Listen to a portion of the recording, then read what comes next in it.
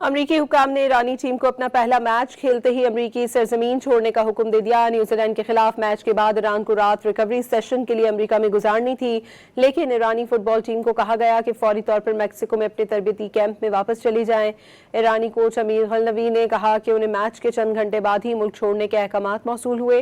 Team को इब्तदाई तौर पर कहा गया था कि वो मंगल की दोपहर तक अमरीका में रह सकते हैं, लेकिन मैच खत्म होते ही सफरी शेड्यूल तब्दील कर दिया गया।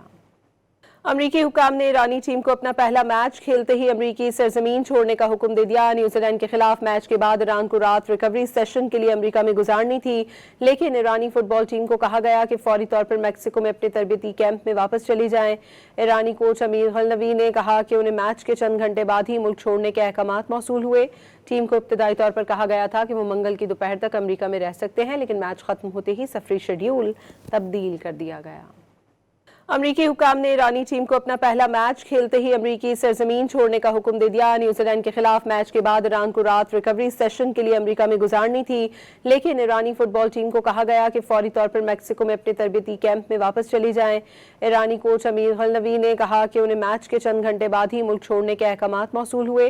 टीम को इब्तदाई तौर पर कहा गया था कि वो मंगल की दोपहर तक अमरीका में रह सकते हैं, लेकिन मैच खत्म होते ही सफरी शेड्यूल तब्दील कर दिया गया।